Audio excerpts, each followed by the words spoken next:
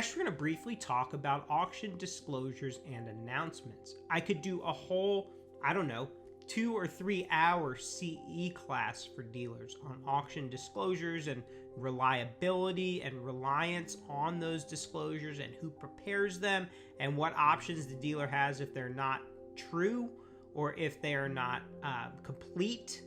But we're going to keep it very brief.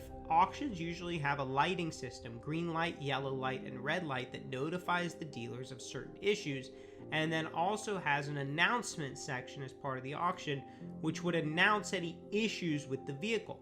Sometimes those announcements can be something like unibody damage. Well, that can range from a ton of different issues, from slight frame damage to major accident history and impact damage to a simple hole in the frame.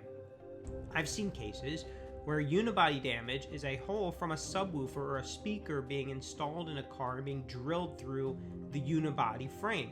Does that affect the actual reliability of the unibody frame? I don't know. You'd need an expert to figure that out, but it counts as a disclosure under the auction. It's certainly different and has a different extent than a unibody damage caused by a major accident, yet it has the same simple disclosure, unibody/frame damage. It's up to the dealer to disclose that to the consumer, and dealers usually do have the obligation to do that, which we'll get into in a later video. But one thing to really be mindful of are those announcements and disclosures at the auction. Like I said, in a future video, we're going to talk about the importance of those in a consumer transaction when the dealer's going to sell the vehicle to a customer. But suffice it to say that if the auction discloses something in the announcements, then the dealer has a duty to disclose that, usually has a duty to disclose that to the customer. Failing to do that, where the dealer now has knowledge of a damage or some kind of damage to the vehicle that is not readily ascertainable in due diligence by the customer, could leave the dealer open to liability.